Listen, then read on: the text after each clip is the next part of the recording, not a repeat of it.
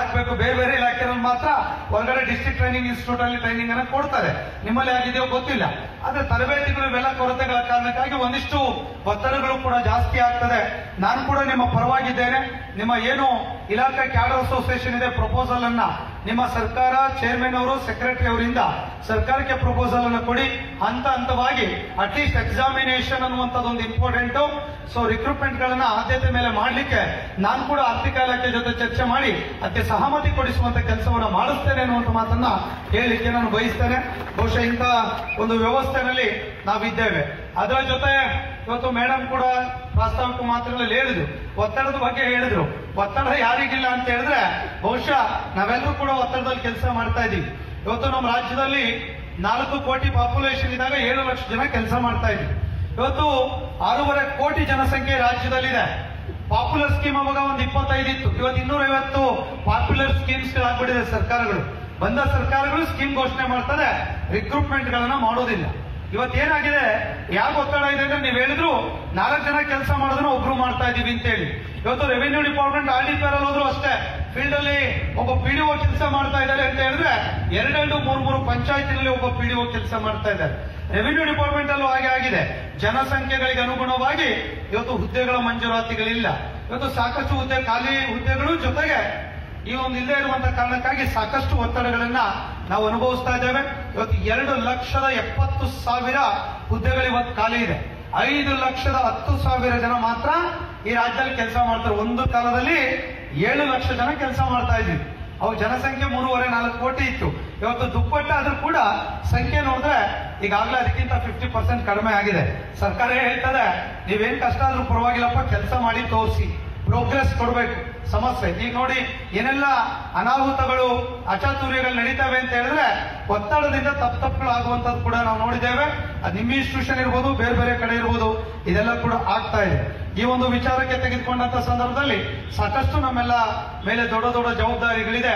ಆ ಜವಾಬ್ದಾರಿಗಳನ್ನ ನಾವೆಲ್ಲ ಕೂಡ ಸಮರ್ಥವಾಗಿ ನಿರ್ವಹಿಸುವಂತದ್ದು ಕೂಡ ನಮ್ಮೆಲ್ಲರ ಮೇಲಿದೆ ಅನ್ನೋದನ್ನ ಈ ಸಂದರ್ಭದಲ್ಲಿ ಕೂಡ ನಾನು ಸೂಕ್ಷ್ಮವಾಗಿ ತಮ್ಗೆ ಹೇಳಲಿಕ್ಕೆ ಬಯಸ್ತೇನೆ. ಈ ಒತ್ತಡದ ನಡುವೆ ನಾವೆಲ್ಲ ಕೂಡ ಕೆಲಸ ಮಾಡುವಂತ ಅನಿವಾರ್ಯತೆ ಅವಶ್ಯಕತೆ ಇದೆ.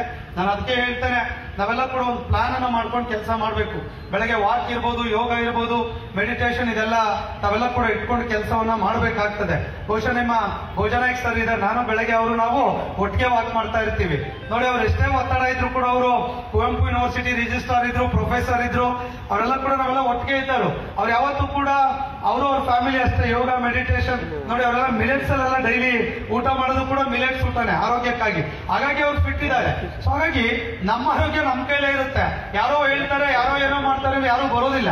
ಸೊ ದಯಮಾಡಿ ನಮ್ಮ ಆರೋಗ್ಯದ ಕಡೆ ತಾವು ಹೆಚ್ಚಿನ ಗಮನವನ್ನ ತಾವು ಕೊಡ್ಬೇಕು ಅನ್ನುವಂತ ಮಾತನ್ನು ಕೂಡ ಈ ಸಂದರ್ಭದಲ್ಲಿ ತಮ್ಮೊಟ್ಟಿಗೆ ಹೇಳಲಿಕ್ಕೆ ನಾನು ಬಯಸ್ತೇನೆ. ಇದೆಲ್ಲದರ ಜೊತೆ ಈ ಒತ್ತಡದಿಂದ ಹೊರಬಂದು ಒಂದು ಒಳ್ಳೆ ಕೆಲಸ ಮಾಡುವಂತ ಕೆಲಸ ಜೊತೆ ನಿಮ್ ಸಂಘ ಕೆಲಸ ಮಾಡ್ಲಿ ಅನ್ನುವಂತ ವಿನಂತಿ ಮಾಡ್ತೇನೆ. ಬಹುಶಃ ನಿಮ್ಮ ಸಂಘದ ಅಧ್ಯಕ್ಷರು ಕೂಡ ಇಲ್ಲೇ ಇದ್ದಾರೆ, ಹನುಮಂತರಾಜ್ ಅವರು. ಸೊ ಅವರು ಅಧ್ಯಕ್ಷರ ಜೊತೆ ಚರ್ಚೆ ಮಾಡಿ ಏನೇನು ನಿಮ್ಮ ಇಲಾಖೆಯ ನೌಕರಿಗೆ ಅನುಕೂಲಗಳಾಗ್ತದೆ ಆ ಎಲ್ಲ ಕೆಲಸ ಮಾಡುವಂತ ವಿಚಾರದಲ್ಲಿ ನಾವು ಕೂಡ ಪ್ರಾಮಾಣಿಕವಾಗಿ ಕೈ ಜೋಡಿಸ್ತೇವೆ ಎನ್ನುವಂತ ಮಾತನ್ನ ಹೇಳ್ತೇವೆ. ಮೊನ್ನೆ IR 15% ಕೊಡಿಸಿದ್ದೇವೆ, 7 ಪೈ ಕಮಿಷನ್ ಕೊಡಿಸಿದ್ದೇವೆ. ಅದ್ರ ಜೊತೆ ಮೊನ್ನೆ ಯಾರಾದ್ರೂ ಎಂಪ್ಲಾಯೀಸ್ ಆನ್ ಡ್ಯೂಟಿನಲ್ಲಿ ಡೆತ್ ಆದ್ರೆ 1 ಕೋಟಿ ಪರಿಹಾರ ಕೊಡುವಂತ ಒಂದು ದೊಡ್ಡ ಯೋಜನೆ ಕೂಡ ಸರ್ಕಾರ ಒಪ್ಪಿಗೆ ಕೊಟ್ಟು ಈಗ ಆದೇಶ ಕೂಡ ಆಗಿದೆ ಅನ್ನೋದು ತಮ್ಗೆಲ್ಲ ಕೂಡ ಗೊತ್ತಿರುವಂತ ವಿಚಾರ. ಹೀಗೆ ಏನಾದ್ರೂ ಆದ್ರೆ ನೌಕರಿಗೆ ಅನುಕೂಲ ಆಗುವಂತ ಕೆಲಸಗಳಾಗ್ತಾ ಇದೆ. ಆಮೇಲೆ ಹೆಲ್ತ್ ಸ್ಕೀಮ್ ಕೂಡ ಈ ಫೈನಲ್ ಸ್ಟೇಜ್ ಬಂದಿದೆ. ನೆನೆ ಮುಖ್ಯಮಂತ್ರಿಗಳು ಕೂಡ ಸ್ಪಷ್ಟಪಡಿಸಿದ್ರೆ ಇನ್ನು 1 or 2 months ಅಲ್ಲಿ ನಮ್ಮೆಲ್ಲ ಎಂಪ್ಲಾಯೀಸ್ ಎಲ್ಲ ಫ್ಯಾಮಿಲಿಗೆ 100% ಯಾವುದೇ ಕಾಯಿಲೆ ಬಂದ್ರೆ, ಯಾವುದೇ ಆಸ್ಪತ್ರೆಗೆ ಹೋದ್ರೆ ನಮ್ಮ ಫ್ಯಾಮಿಲಿ ಹಸ್ಬೆಂಡ್ ಅಂಡ್ ವೈಫ್ ಮಕ್ಕಳಿದ್ದಾರೆ, 100% ಅದು 10 ಲಕ್ಷ ಅಲ್ಲ 20 lakhs ಬಿಲ್ ಆಗಲಿ ಫ್ರೀ ಟ್ರೀಟ್ಮೆಂಟ್ ಕೊಡುವಂತ ಯೋಜನೆ ಇನ್ನು 1 or 2 months ಅಲ್ಲಿ 100ಕ್ಕೆ 100 ಜಾರಿಗೆ ಬರುತ್ತೆ. ಸರ್ಕಾರ ಈಗಾಗಲೇ ಕ್ಯಾಬಿನೆಟ್ ಡಿಸಿಷನ್ ಕೂಡ ತಗೊಂಡಿದೆ ಅನ್ನುವಂಥದ್ದನ್ನ ಹೇಳಲಿಕ್ಕೆ ನಾನು ಬಯಸ್ತೇನೆ. ಈಗ 7 ಪೇ ಆದ್ಮೇಲೆ ಇನ್ನ ಸೆಂಟ್ರಲ್ ಪೇ ಕಮಿಷನ್ ಕೂಡ ಹತ್ರದಲ್ಲಿದ್ದೇವೆ. ಈಗಾಗಲೇ ಕೇಂದ್ರ ಸರ್ಕಾರ ಕಮಿಷನ್ ಕಾನ್ಸ್ಟಿಟ್ಯೂಟ್ ಮಾಡಿದೆ. ನಮ್ಮ 7 ಪೇ ನಲ್ಲಿ ಈಗಾಗಲೇ ಡಾಕ್ಟರ್ ಸುಧಾಕರ್ ಅವರು ಚೇರ್ಮನ್ ರೆಕಮೆಂಡ್ ಮಾಡಿದ್ದಾರೆ. ನೆಕ್ಸ್ಟ್ ಸೆಂಟ್ರಲ್ ಪೇ ಯಾವಾಗ ರಿವೈಸ್ ಆಗ್ತದೆ, ಕರ್ನಾಟಕದಲ್ಲೂ ಕೂಡ ಕೇಂದ್ರ ಮಾದರಿ ವೇತನ ಕೊಡಬೇಕು ಅಂತ ಹೇಳಿ ಈಗಾಗಲೇ ಶಿಫಾರಸನ್ನ ಮಾಡಿದೆ. ಹಾಗಾಗಿ 2026 ಅಲ್ಲಿ ಅವ್ರದ್ದು ಆಗ್ಬೋದು ಅಂತ ಎಕ್ಸ್ಪೆಕ್ಟ್ ಮಾಡ್ತಾ ಇದೀವಿ. ಅದಾದ್ಮೇಲೆ 100ಕ್ಕೆ 100 ನಮ್ಮೆಲ್ಲ ಎಂಪ್ಲಾಯೀಸ್ಗೆ ಮತ್ತೆ ಒಂದು 30,000 to 40,000 ಸ್ಯಾಲರಿ 100ಕ್ಕೆ 100 ಜಾಸ್ತಿ ಆಗುತ್ತೆ. ಸೆಂಟ್ರಲ್ ಪೇ ಕಮಿಷನ್ ನಾವು ತಗೊಳ್ತೇವೆ ಎನ್ನುವಂತ ಮಾತನ್ನ ತಮಗೆ ಬಹಳ ಸ್ಪಷ್ಟವಾಗಿ ಹೇಳಿಕೆ ನಾವು ಬಯಸ್ತೇವೆ. ಯಾಕೆ ಲೋಕಸೇವಾ ಆಯೋಗದಲ್ಲಿ ಚಪ್ಪಾಳೆ ಜಾಸ್ತಿ ಇಲ್ಲ ಅಂದ್ರೆ ನಿಮ್ಗೇನ್ ಸೆಂಟ್ರಲ್ ಪೇ ಬೇಡ ಅಂತ ಅನ್ಸುತ್ತೆ. ನೀವು ಸೆಂಟ್ರಲ್ ತಗೊಳ್ತಿದ್ರಾ ಸ್ಟೇಟ್ ತಗೊಳ್ತಿದ್ರಾ? ಸ್ಟೇಟ್ ಅಣ್ಣ, ನನಗೆ ಗೊತ್ತಿಲ್ಲ, ಏನಾದ್ರು ಸೆಂಟ್ರಲ್ ಇಲ್ಲ ಎಜಿ ಆಫೀಸ್ ಪಕ್ಕ ಇದೆ ಅಂತ ಹೇಳಿ ಏನ್ ಸೆಂಟ್ರಲ್ ತಗೊಳ್ತೀರಾ ಅಂತ ಹೇಳಿ ಅನ್ಸುತ್ತೆ. ಸೊ ಅದು ಕೂಡ ನಮ್ಮ ಜವಾಬ್ದಾರಿ ಇದೆ, ಅದನ್ನು ಕೂಡ ನಾವು ಮಾಡಿಸ್ತೇವೆ ಎನ್ನುವಂತ ಮಾತನ್ನ ಈ ಸಂದರ್ಭದಲ್ಲಿ ತಮ್ಮೊಟ್ಟಿಗೆ ಹೇಳಲಿಕ್ಕೆ ಬಯಸ್ತೇನೆ. ಇಷ್ಟು ಸಂಘ ಸಂಘಟನೆ ಕಡೆಯಿಂದ ಮಾಡ್ತಾ ಇರುವಂತ ಕಾರ್ಯಕ್ರಮಗಳು ಬಹುಶಃ ಕಳೆದ ವರ್ಷ ನಮ್ಗೆಲ್ಲ ತಾವೆಲ್ಲ ಬಹಳ ಜನ ಮಹಿಳಾ ನೌಕರಿದ್ದೀರಾ. ನೀವೇನಾದ್ರೂ ಕೂಡ ನಿಮ್ಮ ಮಕ್ಕಳನ್ನ ಕೇರ್ ಮಾಡ್ಲಿಕ್ಕೆ ರಜೆ ಇರಲಿಲ್ಲ.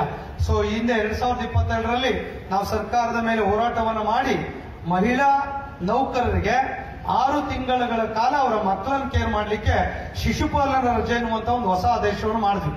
ಒಬ್ಬೊಬ್ಬರಿಗೆ 1 ಲಕ್ಷ ಸ್ಯಾಲರಿ ಇದ್ರೆ 6 ಲಕ್ಷ ಸ್ಯಾಲರಿಯನ್ನ ಸರ್ಕಾರ ನಿಮ್ಗೆ ಉಳಿಸ್ದಂಗೆ, ಬಟ್ ರಜೆನೂ ಕೂಡ ಕೊಟ್ಟಂಗೆ, ರಜೆಯನ್ನ ಕೊಟ್ಟು ನಿಮ್ಗೆ ಸ್ಯಾಲರಿಯನ್ನ ಕೊಟ್ಟು ನಿಮ್ಮ ಮಕ್ಕಳನ್ನ ಕೇರ್ ಮಾಡುವಂತ ಒಂದು ವಿಶೇಷವಾಗಿರುವಂತ ಆದೇಶವನ್ನ ನಿಮ್ಮ ಮಹಿಳಾ ನೌಕರಿಗೆ ತಂದಿರೋದು ನಿಮ್ಗೆಲ್ಲ ಕೂಡ ಗೊತ್ತಿರುವಂತ ವಿಚಾರ. ಈ ತರದ 25 ಸರ್ಕಾರಿ ಆದೇಶಗಳನ್ನ ಬಹುಶಃ ನಾವು ತಂದಿದ್ದೇವೆ. ಯಾರಾದ್ರೂ ನೌಕರ ಮೇಲೆ ಒಂದು ದೂರರ್ಜಿ ಬರೆದ್ರೆ ತನಿಖೆ ಮಾಡ್ತಾ ಇದ್ವಿ, ಬೇಸ್ಲೆಸ್ ಪಿಟಿಷನ್ಸ್. ಆ ತರದ ಬೇಸ್ಲೆಸ್ ಪಿಟಿಷನ್ಸ್ ಬರೆದ್ರೆ ತನಿಖೆ ಮಾಡಬಾರ್ದು ಅನ್ನುವಂತ ಒಂದು ಐತಿಹಾಸಿಕ ತೀರ್ಮಾನ ಇರ್ಬೋದು.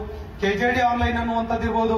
ಕೋವಿಡ್ ಸಂದರ್ಭದಲ್ಲಿ ನಮ್ದೆಲ್ಲ 40% ಸ್ಯಾಲರಿ ಹಿಡಿಲಿಕ್ಕೆ ಸರ್ಕಾರ ತೀರ್ಮಾನ ಮಾಡಿದಾಗ ಒಂದು ಸಿಂಗಲ್ ಪೈ ಇಡೀ ದೇಶದಲ್ಲಿ ಎಲ್ಲ ಗವರ್ಮೆಂಟ್ ಎಂಪ್ಲಾಯ್ ಹಿಡಿದ್ರು, ಕರ್ನಾಟಕದಲ್ಲಿ ಒಂದು ಸಿಂಗಲ್ ಪೈ ಕಟ್ ಮಾಡಿದ್ರೆ ಎಲ್ಲ ನೌಕರಿಗೂ ಕೂಡ 4-5 ಲಕ್ಷ ರೂಪಾಯಿ ಸ್ಯಾಲರಿ ಉಳಿಸುವಂತ ಕೆಲಸ ಕೂಡ ಮಾಡಿದ್ದು ಸಂಘಟನೆ.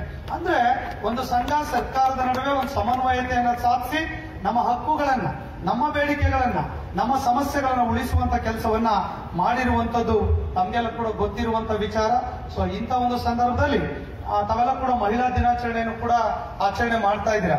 ಇವತ್ತು ಆದಿಶಕ್ತಿ, ದುಷ್ಟಶಕ್ತಿ, ಶಿಷ್ಟ ರಕ್ಷಕಿ ಎನ್ನುವಂತ ಮಾತನ್ನ ನಾವು ಕೇಳಿದಾಗ ಆದಿಶಕ್ತಿ ಯಾರು ಅಂದ್ರೆ ಅದು ಮಹಿಳಾ ದೇವತೆಯೇನೆ. ಯಾವ್ದು ಒಂದು ದುಷ್ಟಶಕ್ತಿ ಯಾರು ಅಂದ್ರೆ ಅದು ಮಹಿಳಾ. ಅಂದ್ರೆ ಎಲ್ಲಾ ಹೆಸರುಗಳು ಕೂಡ ಇವತ್ತು ಪವರ್ಫುಲ್ ದೇವತೆ ಯಾರಿದ್ದಾರೆ ಅಂದ್ರೆ ಅದು ಮಹಿಳೆ ಹೆಸರಿನಲ್ಲಿ ಇರೋದೇ ಬಹಳ ವಿಶೇಷ ಅನ್ನುವಂಥದ್ದನ್ನ ನಾವೆಲ್ಲರೂ ಕೂಡ ಅರ್ಥ ಮಾಡ್ಕೊಳ್ಬೇಕಾಗ್ತದೆ. ಇವತ್ತು ರಾಮಾಯಣ ಮಹಾಭಾರತದಲ್ಲಿ ಇವತ್ತೇನಾದ್ರೂ ಕೂಡ ರಾಮಾಯಣ ಮಹಾಭಾರತ ರಚನೆ ಆಗಿದೆ ಅಂದ್ರೆ ಅದಕ್ಕೆ ಸ್ಫೂರ್ತಿ ಯಾರು, ಅದಕ್ಕೆ ಶಕ್ತಿ ಯಾರು ಅಂದ್ರೆ ಅದು ಮಹಿಳೆಯರು ಅನ್ನುವಂಥದ್ದು ಇತಿಹಾಸದಲ್ಲಿ ನಮ್ಗೆಲ್ಲ ಕೂಡ ತಿಳಿದು ಬರ್ತದೆ. ಹಾಗಾಗಿ ಮಹಿಳೆಯರಿಗೆ ಸಮಾಜದಲ್ಲಿ ಸಾಕಷ್ಟು ಗೌರವಗಳು, ಅವಕಾಶಗಳೆಲ್ಲ ಇದೆ. ಬಹುಶಃ ಇಷ್ಟೆಲ್ಲ ಸಂಖ್ಯೆ ತಾವೆಲ್ಲ ಕುತ್ಕೊಂಡಿದ್ದೀರಾ. ಮೋರ್ ದನ್ 60% ಮಹಿಳೆಯರೇ ಕೂಡ ಇಲ್ಲಿದ್ದೀರಾ. ಅವಕಾಶಗಳು ಸಿಕ್ಕಿದೆ. ಬಹುಶಃ ವೇದಿಕೆಯಲ್ಲಿ ಯೋಚನೆ ಮಾಡಿದಾಗ 4 ಜನ ಮೆಂಬರ್ಸ್ ಕೂಡ ಇವತ್ತು ವೇದಿಕೆ ಮೇಲೆ ಕುಳಿತುಕೊಂಡಿದ್ದಾರೆ. ಸೊ ಹಾಗಾಗಿ ಇವತ್ತು ತಾಲೂಕ್ ಪಂಚಾಯತ್, ಜಿಲ್ಲಾ ಪಂಚಾಯತ್, ಗ್ರಾಮ ಪಂಚಾಯತ್ನಲ್ಲಿ 50% ರಿಸರ್ವೇಶನ್ ಕೂಡ ಈಗಾಗಲೇ ಮಹಿಳೆಯರಿಗೆ ಸಿಕ್ಕಿದೆ. ಈಗಾಗಲೇ ಸರ್ಕಾರ ತೀರ್ಮಾನ ಮಾಡಿದೆ 33% ರಿಸರ್ವೇಶನ್ ಇನ್ ಲೋಕಸಭಾ ಅಂಡ್ ವಿಧಾನಸಭಾ ಎಲೆಕ್ಷನ್ ಕೊಡಬೇಕು. ಕಮಿಂಗ್ 28-29 ಅಲ್ಲಿ ಕೊಡಬೇಕು ಅನ್ನುವಂತ ಒಂದು ವುಮೆನ್ ರಿಸರ್ವೇಶನ್ ಬಿಲ್ ಕೂಡ ಈಗಾಗಲೇ ಸೆಂಟ್ರಲ್ ಗವರ್ಮೆಂಟ್ ಅಲ್ಲಿ ಪಾಸ್ ಆಗಿದೆ. ಹಾಗಾಗಿ ಇವತ್ತು ಮಹಿಳೆಯರಿಗೆ ಸಾಕಷ್ಟು ಅವಕಾಶಗಳು ಸಿಕ್ಕಿದೆ. ಇವತ್ತು ಶಿವರುದ್ರಪ್ಪನವರು ಹೇಳ್ತಾ ಇದ್ರು, GS ಶಿವರುದ್ರಪ್ಪನವರು, ಮನೆ ಮನೆಯಲ್ಲಿ ದೀಪವ ಉರಿಸಿ ಹೊತ್ತು ಹೊತ್ತಿಗೆ ಅನ್ನ ಉಣಿಸಿ ತಂದೆ ಮಗವ ತಗ್ಬಿದಾಕೆ